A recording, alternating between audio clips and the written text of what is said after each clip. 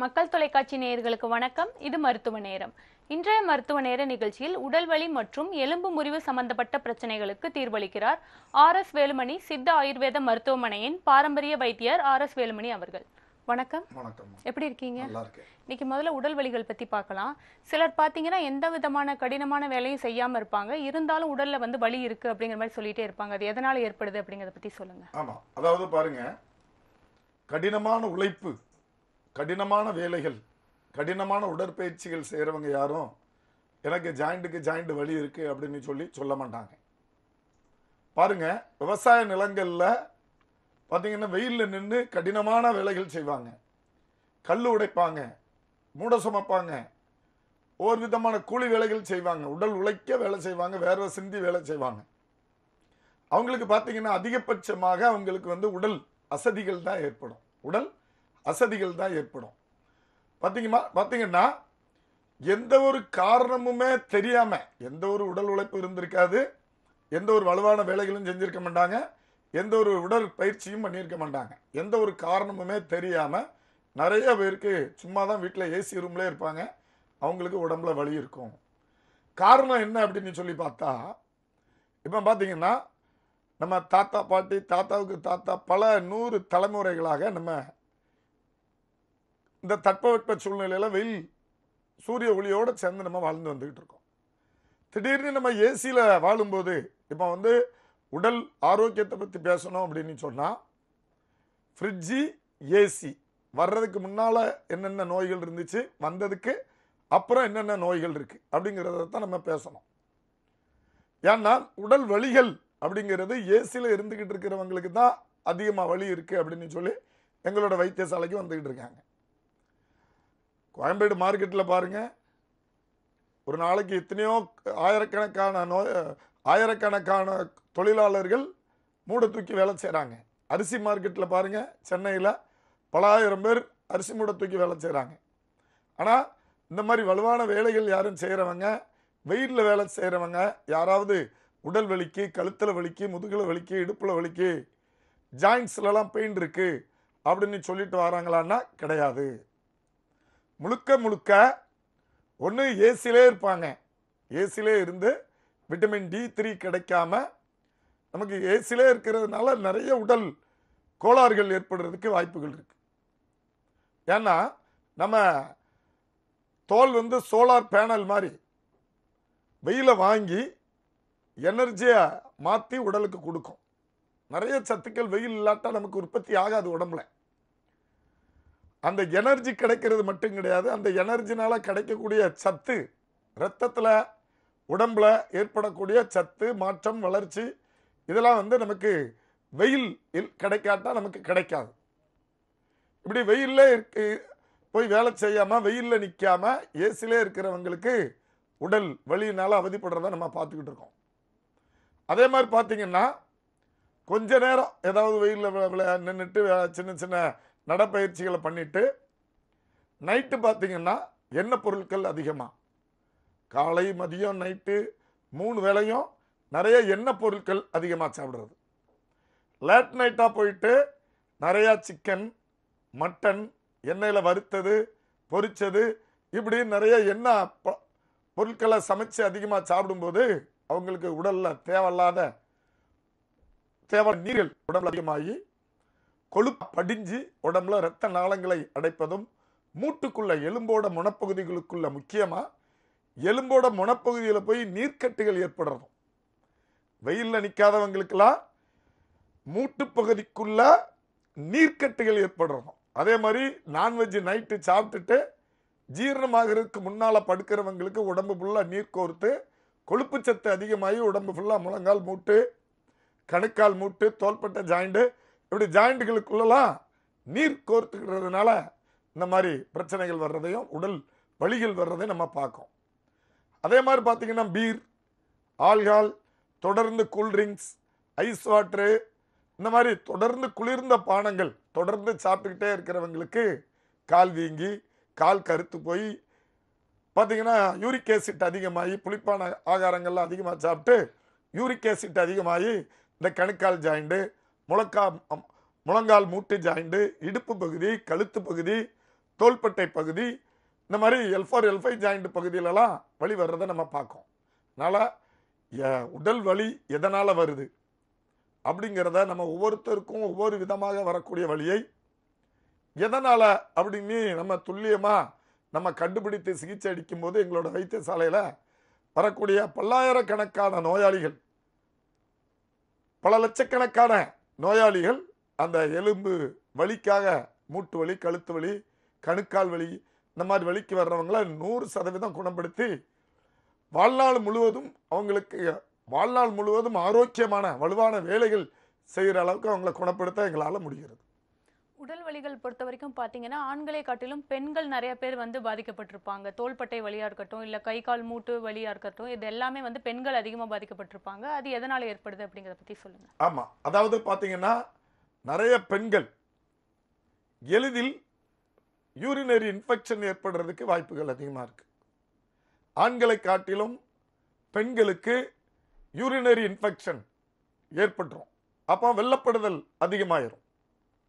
வெள்ளப்படுதல்னால நம்ம உடம்புல உள்ள சத்து, புரோட்டீனாக இருக்கட்டும், கால்சியமாக இருக்கட்டும், நல்ல தேவையான சத்துக்கள் லாஸ் ஆயிரும். உடம்புல மசில் லாஸ் ஆகிறது, புரோட்டீன் லாஸ் ஆகிறது, உடல் மெலிந்து போகிறது. இந்த மாதிரி பாதிப்புகள்லாம் வெள்ளப்படுதல், யூரினரி இன்ஃபெக்ஷனால பாதிக்கப்பட்டுக்கிட்டு இருப்பாங்க.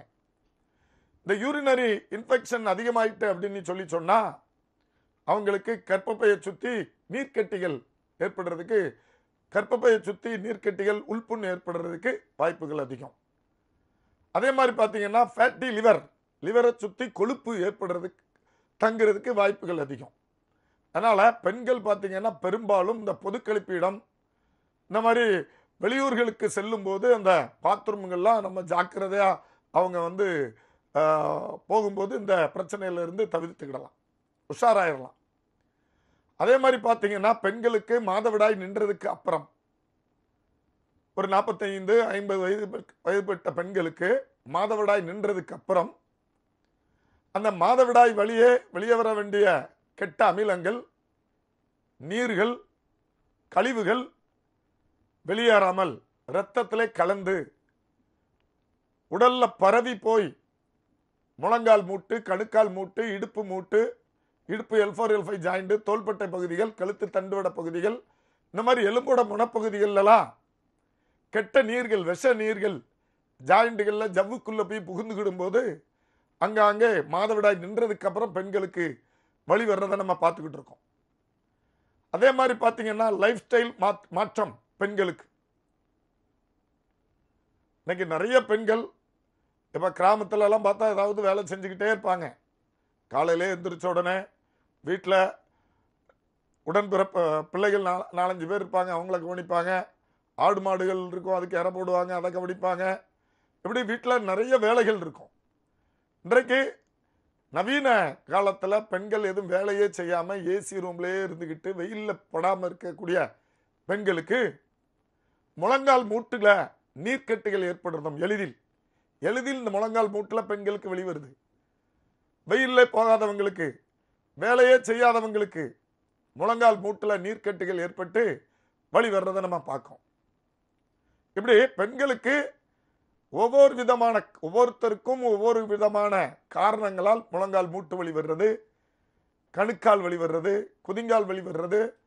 சில பெண்களுக்கு பார்த்தீங்கன்னா கர்ப்பப்பையை சுற்றி நீர்க்கட்டுகள் அதிகமாக இருக்கும், லிவரை சுற்றி கொழுப்பு இருக்கும், உடல் எடை அதிகமாக இருப்பாங்க, கணுக்கால்லாம் கருத்து போயிருக்கும், கழுத்துலாம் கருத்து போயிருக்கும். இந்த மாதிரி பெண்களுக்கெல்லாம் கொழுப்பும் அதிகமாக இருக்கும். கொழுப்பு சத்தம் அதிகமாகி உடம்புல இரத்த நாளங்களெல்லாம் அடைச்சிக்கிட்டு உடல் வலியை ஏற்படுத்தும். இந்த மாதிரி பெண்களுக்கு எங்களோட வைத்தியசாலையில் எளிதில் உடம்புல கொழுப்பை கரைக்கிறதோ நீர்க்கட்டுகளை கரைக்கிற மாதிரி எளிதில் சிகிச்சை எதுவுமே கிடையாது. எளிதில் சரி பண்ணிடலாம். அவங்களுக்கு நம்ம கணிக்கிறது தான் துல்லியமாக கணிச்சிட்டோம்னா இவங்களுக்கு இந்த நீர்னால இந்த மூட்டுக்குள்ள ஜவ்வு பகுதிக்குள்ள புகுந்து வலி வந்திருக்கு அப்படின்னு நம்ம கணிச்சிட்டோம்னா அதை எளிதில் நம்ம குணப்படுத்திடலாம்.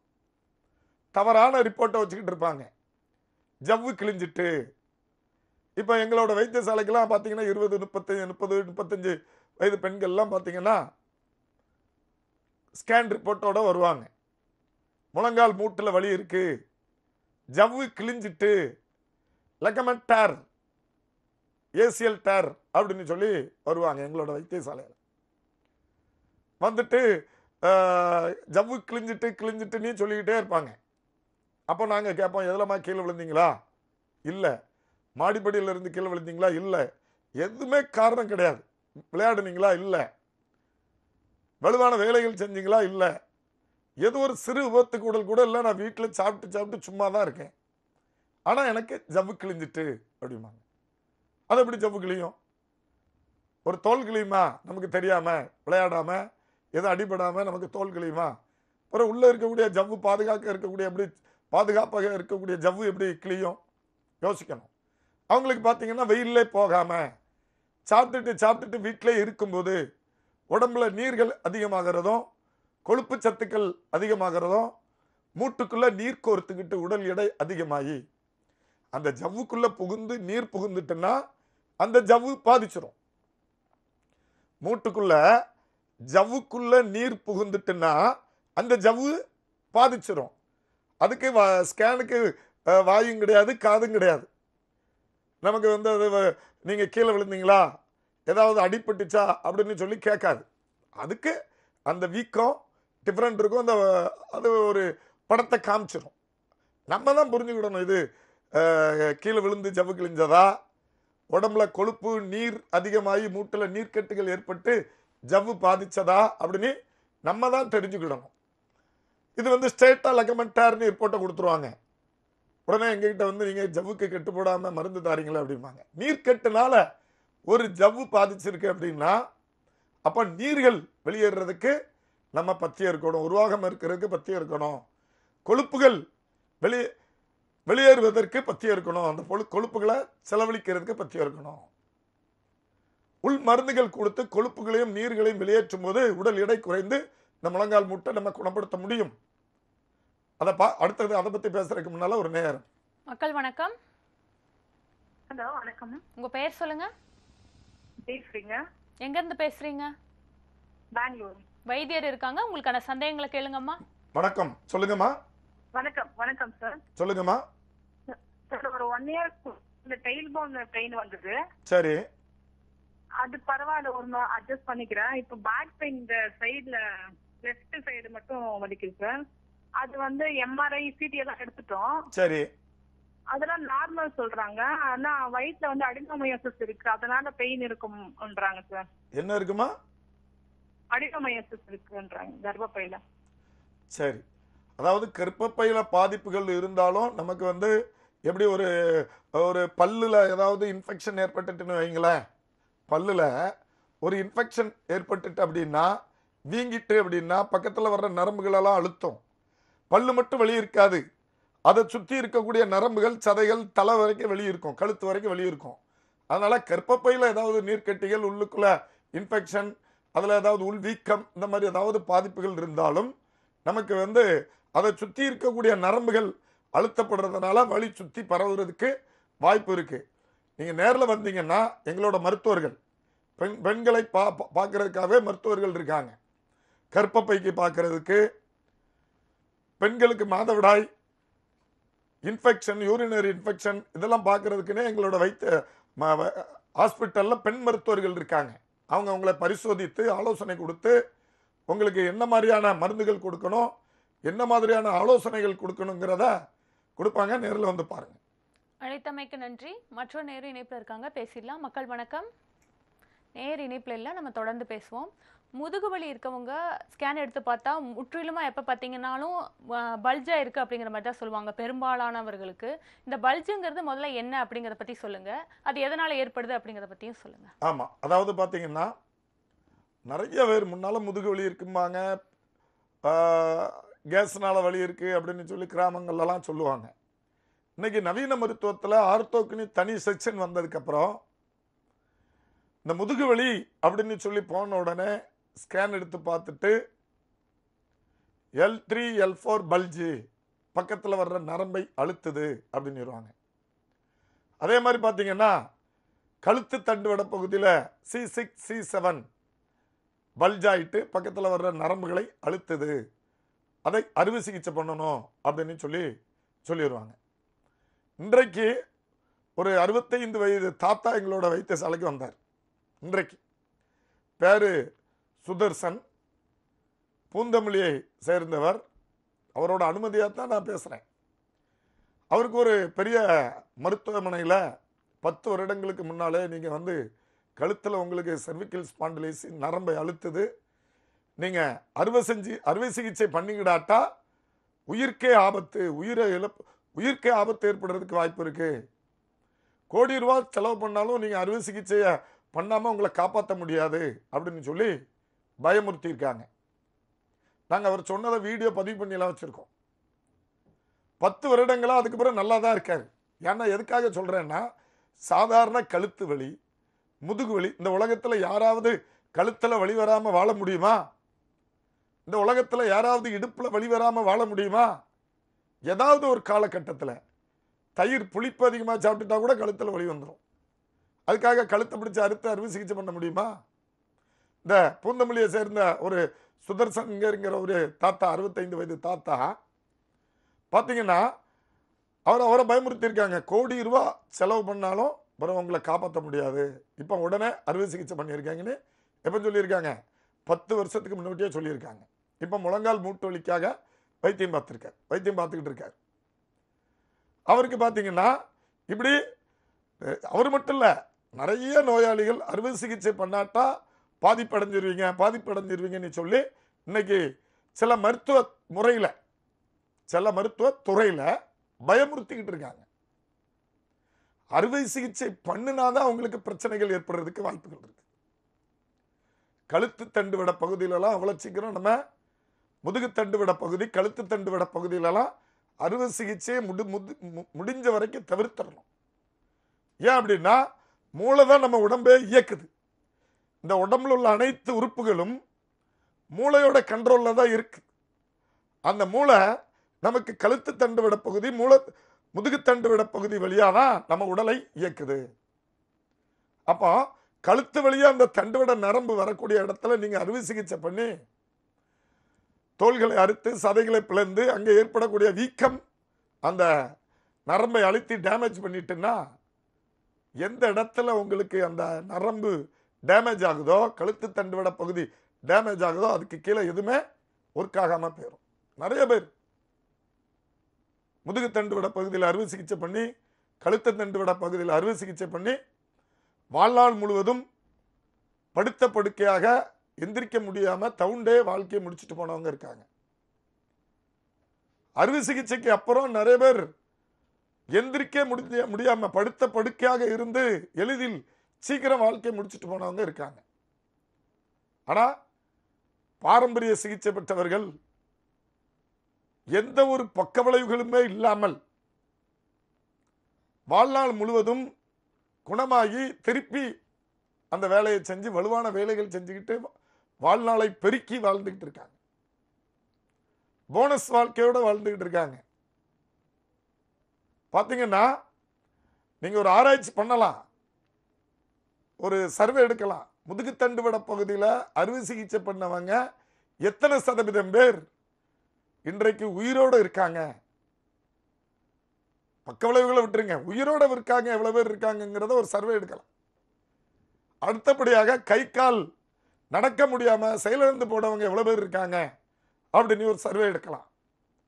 பாரம்பரிய மருத்துவத்தில் வறுமை சிகிச்சை பெற்று எத்தனை சதவீதம் பேர் குணமாகி நல்லா வாழ்றாங்க அப்படின்னு ஒரு சர்வே எடுத்தா நமக்கு தெள்ள தெளிவாக தெரியும்.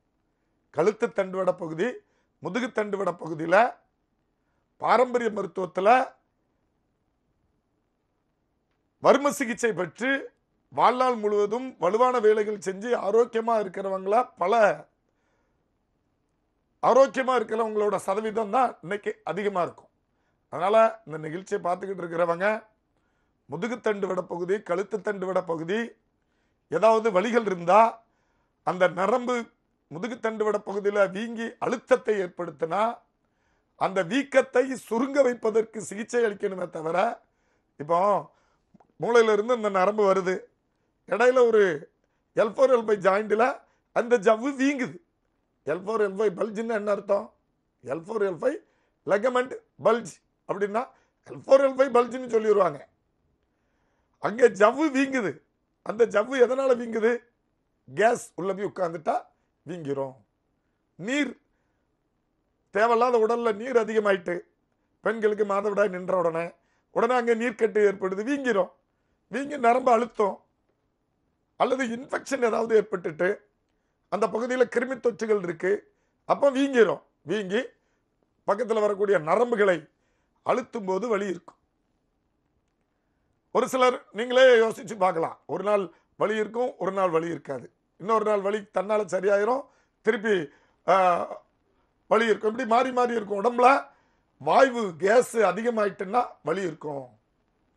நீர் தொல்லைகள் உடம்புல நீர் அதிகமாக வச்சுட்டுனா வலி இருக்கும் முதுகு தண்டுவட பகுதியிலலாம்.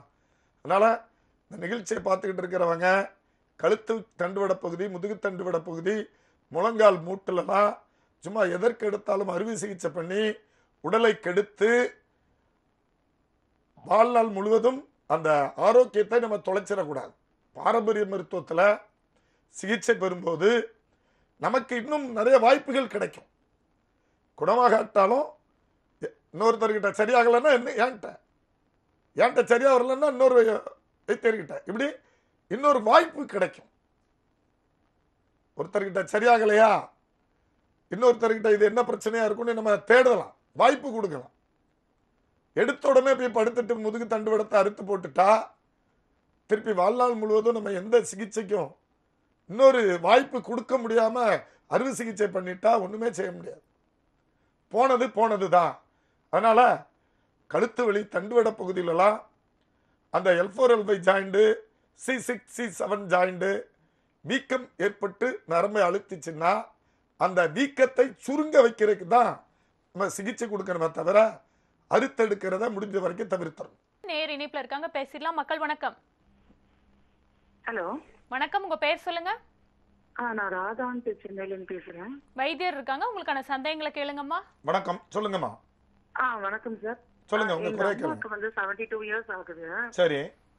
முட்டி ரீப்ளேஸ்மென்ட் பண்ணனும்னு சொல்லிருக்காங்க, நீ ரீப்ளேஸ்மென்ட் சர்ஜரி. 72 ஆமா? நாம ட்ரீட்மென்ட் கொடுக்க முடியுமா? 72 ஆமா? ஆமாங்க. சரிம்மா. இந்த மூட்டுல எல்லாம் வலி வர்றதுக்கு முன்னால உங்களுக்கு மாடிப்படி ஏறினா அல்லது நடந்தா ஏதாவது மூச்சு வாங்குற மாதிரி ஃபீலிங் இருந்ததா? இல்ல, அப்படிலாம் எதுவும் இல்ல. மூச்சு வாங்குற மாதிரிலாம் ஃபீலிங் இல்ல. மோஷன்லாம் நல்லா ஃப்ரீயா போதாமா? அதெல்லாம் பண்றேன். யூரின்லாம் நல்லா ஃப்ரீயா போதா அல்லது யூரின் இன்ஃபெக்ஷன் ஏதாவது இருக்கா? என்னம்மா?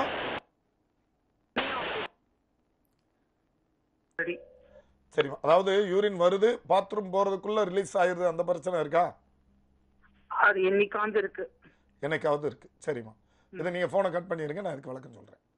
அதாவது பாத்தீங்கன்னா 72 வயசுக்கு மேல பாத்தீங்கன்னா இந்த யூரினரி இன்ஃபெக்ஷன் ஏற்பட்டு அல்லது இந்த இடுப்பு பகுதியில் முதுகு தண்டுவட நரம்பு, காலுக்கு போறக்கூடிய நரம்புகள் அழுத்தப்படுறதுனால இடுப்பு பகுதியில் இந்த முழங்கால் மூட்டை கண்ட்ரோல் பண்ணக்கூடிய நரம்பு இடுப்பு பகுதியில் அழுத்தப்படுறதுனால நமக்கு முழு எடையும் அந்த முழங்காலில் அதாவது ஒருத்தர் வந்து மூளைக்கு தெரியாம நம்ம வந்து மூளை நரம்புக்கு தெரியாம நம்ம கால் வந்து வெயிட்டு சரியா உட்காரலன்னா அந்த அந்த மூட்டு ஜவ்வு பாதிக்கப்பட்டுரும். அதாவது இப்போ நடக்கும் போதும் நம்ம ஓடும் போதும் நம்ம மூளைக்கு தெரியாம ஒரு விஷயத்த அந்த கால் செஞ்சுட்டு வைங்களேன், கால் ஜவ்வு பாதிக்கப்பட்டுரும். அதே மாதிரி இந்த L4 L5 ஜாயிண்ட்டுக்கு பக்கத்துல காலுக்கு போற நரம்ப இடுப்பு பகுதியில் அந்த சயாட்டிக்கா நரம்ப இடுப்பு பகுதியில் அழுத்தப்படும் போது நமக்கு முழங்கால் மூட்டுல வலி வரும். ஏன்னா ஃபுல் கண்ட்ரோல் கிடைக்காது, அந்த நரம்போட கண்ட்ரோல் காலுக்கு கிடைக்காது. அதனால காலில் அன்பேலன்ஸ் ஆகி அந்த மூட்டு பாதிக்கப்பட்டுரும், ஜவ்வுலாம் விரிஞ்சு கொடுத்துரும், அந்த ஜவ்வுக்குள்ள நீர் கோர்த்துரும் அல்லது கேஸ் டெபாசிட் ஆயிரும். நீங்க நேரில் வந்தீங்கன்னா அது எதனால நான் சொன்ன மாதிரி தானா அல்லது வேற ஏதாவது மூட்டு ஜவ்வு எந்த அளவுக்கு பாதிச்சிருக்கு அப்படிங்கிறத பார்த்து சிகிச்சை கொடுத்து குணப்படுத்திடலாம். வந்து பாருங்க. அழைத்தமைக்கு நன்றி. மற்றொரு நேரம் இணைப்புல இருக்காங்க, பேசிடலாம். மக்கள் வணக்கம். மக்கள் வணக்கம், உங்க பெயர் சொல்லுங்க. மணிகண்டன். எங்க இருந்து பேசுறீங்க? கள்ளக்குறிச்சியில இருந்து பேசுறேன் மேடம். வைத்தியர் இருக்காங்க, உங்களுக்கான சந்தேகங்களை கேளுங்க ஐயா. ஐயா வணக்கம், சொல்லுங்க. தொடர்ந்து பேசுங்க ஐயா. வணக்கம் ஐயா. ஐயா வணக்கம், சொல்லுங்க. ஐயா எனக்கு வந்து C6 L5 சரி 1.5 வருஷம் ஆகுது. சரி சர்ஜரி எதுவும் பண்ணல. சரிங்க ஐயா. என்ன வேலை பாக்கீங்க? நான் வந்து பியூட்டி பார்லர்ல வேலை செஞ்சேன், சலூன் கடை. சரி, சலூன் கடையில வேலை பார்த்தீங்க. சரிங்க ஐயா. ஆமா. உங்களுக்கு அந்த சளி, இருமல், தும்மல், நடந்தா வீசிங், மூச்சு வாங்குறது, இந்த மாதிரி எதுவும் பிரச்சனை உண்டா? ஒரு 6 மாசம் வரைக்கும் நடக்க முடியாம படுத்து படிக்க இருந்தேன். சரி அப்புறம் பிசியோதெரப்பி ட்ரீட்மெண்ட் அது பண்ணி இப்போ வாக்கர்ல தான் கொஞ்சம் கொஞ்சமா நடக்கிறேன். சரிங்க ஐயா. அதாவது யூரின் வந்து கட்சி உங்களுக்கு முதல்ல ஏதாவது நடந்தா மூச்சு வாங்குறது, மாடிப்படி ஏறினா மூச்சு வாங்குறது, இந்த மாதிரி பிரச்சனை இருந்துச்சா? ஆரம்பத்துல எனக்கு ஒரு மணி நேரம் வண்டி ஓட்டினா கொஞ்சம் இடுப்பு வலி மாரி இருந்தது. இடுப்பு வலி மாதிரி வந்தது. வண்டியில இருந்து கீழே வந்துட்டேன், அதனால எனக்கு இது மாதிரி ஆயிடுச்சு. சரி, இப்போ ஏதாவது நடந்தா மூச்சு வாங்குற மாதிரி இருந்ததா உங்களுக்கு? அதிக நேரம் நடந்தா கொஞ்சம் நேரம் இருந்தா கால் வீங்குது. சரி, கால் வீங்குது. இப்போ ஃபர்ஸ்ட்ல இந்த பிரச்சனை வர்றதுக்கு முன்னால, இந்த பிரச்சனை வர்றதுக்கு முன்னால நடக்கும்போது லேசா மூச்சு வாங்குற மாதிரி இருந்ததா? அப்படிலாம் இல்லைங்க ஐயா. இல்ல. சரிங்க ஐயா. ஆமா. இப்போ பாத்தீங்கன்னா இடுப்புல கீழே விழுந்ததுக்கு அப்புறம் தான் உங்களுக்கு வலி இருக்குன்னு சொல்றீங்களா? ஆமாங்க, எனக்கு C6 இது இப்ப நடக்க முடியாம யூரின் டியூப் போட்டிருந்தேன், இப்பதான் கொஞ்சம் ரிமூவ் பண்ணிட்டு நார்மலா கொஞ்சம் கொஞ்சமா. சரிங்க ஐயா. இப்போ வந்து நீங்க கீழே விழுந்தீங்கல்ல, ஆமா. ஸ்ட்ரெயிட்டா ஆஸ்பத்திரிக்கு போனீங்களா, வீட்டுக்கு போனீங்களா? இல்ல ஸ்ட்ரைட்டா ஆமா ஹாஸ்பிட்டல் தான் 108. ஓ, 108ல தூக்கிட்டு போனாங்களா? ஆமாங்க. சரி, அப்போ முதுகு தண்டுவட பகுதியில எலும்பு எதுவும் டேமேஜ் ஆயிருந்ததா? MR ஸ்கேன் எடுத்தாங்க. சரி அதுல எதுவும் இல்ல, நரம்பு தான் நசுங்கி இருக்குது. சரி வேலை செய்யறதுக்கு 6 மாசம் ஆகலாம், 1.5 வருஷம் ஆகலாம், இன்னும் கூடுதலா கூட ஆகலாம். பிசியோதெரப்பி ட்ரீட்மெண்ட் தான் பண்ணணும். சரிங்க ஐயா, போனை கட் பண்ணிருங்க, நான் அதுக்கு விளக்கம் சொல்றேன். அதாவது பாத்தீங்கன்னா முதுகு தண்டுவட பகுதியில நேரடி பாதிப்பு ஏற்பட்டிருக்கு உங்களுக்கு. கீழே விழுந்து அந்த அந்த நரம்பு அழுத்தப்பட்டதுனால, அழுத்தப்படும் போது உங்களுக்கு, நீங்க ஆக்சிடென்ட் ஆகி கீழே விழும்போது உங்களுக்கு அந்த ஜவ்வு அழுத்தப்படும் போது அங்க ஜவ்வுல வீக்கம் ஏற்பட்டு நரம்பு அழுத்தி இருக்கும்.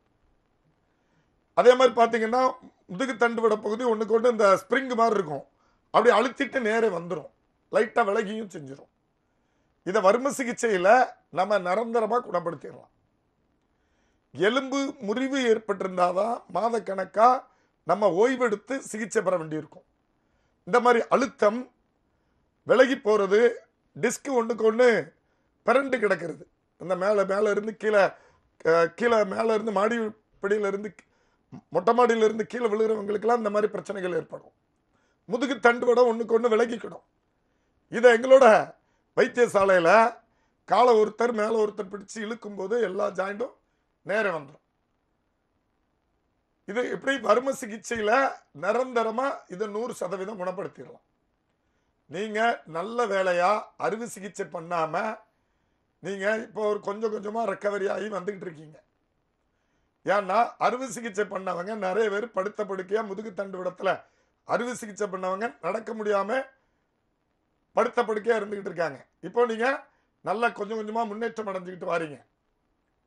எங்களோட வைத்தியசாலைக்கு வாங்க, உங்களை கட்டாயம் 100% நடக்க வச்சு ஏற்கனவே செஞ்ச வேலைகளை அனைத்தையும் செய்ய முடியும். நீங்க பாத்தீங்கன்னா நின்றுகிட்டே இருக்கிற வேலை பார்த்திருக்கீங்க ஆல்ரெடி. இந்த முடி வெட்டுற வேலை பார்க்கிறவங்களுக்கெல்லாம் அந்த முடி கண்ணுக்கு தெரியாத தூசி நமக்கு மூக்கும் வாய் வழியா உள்ள போய் நுரையீரல் இன்ஃபெக்ஷன் ஏற்பட்டிருக்கிறதுக்கெல்லாம் வாய்ப்பு இருக்கு. அதோட பாதிப்பும் இதோட சேர்ந்திருக்கலாம். நீங்க நேரில் வரும்போது தான் அதை நம்ம துல்லியமா கணிக்க முடியும். நேரில் வந்து பாருங்க. அழைத்தமைக்கு நன்றி. மற்றொரு நேரம் இணைப்புல இருக்காங்க, பேசிடலாம். மக்கள் வணக்கம். மக்கள் வணக்கம். வணக்கம் மேடம். உங்க பெயர் சொல்லுங்க. சேகர் கன்னிவாடி மேடம். வைத்தியர் இருக்காங்க, உங்களுக்கான சந்தேகங்களை கேளுங்க ஐயா. ஐயா வணக்கம், சொல்லுங்க. ஐயா திண்டுக்கல் கன்னிவாடிங்கய்யா. சொல்லுங்க. தண்டுவட அழுத்தத்துல வந்து சரி, கீழே நடந்தோம்னாலே பெயின் எடுக்க ஆரம்பிச்சிருக்கீங்க. நடந்தா எந்த இடத்துல வலி இருக்கு? ஹலோ, நடந்தா எந்த உறுப்புல வலி இருக்கு? இடுப்புக்கு மேல அந்த இதுல இருந்து அழுத்தம் கொடுக்கறதுனால அந்த தொடர் இருக்கு. தொட ஃபுல்லா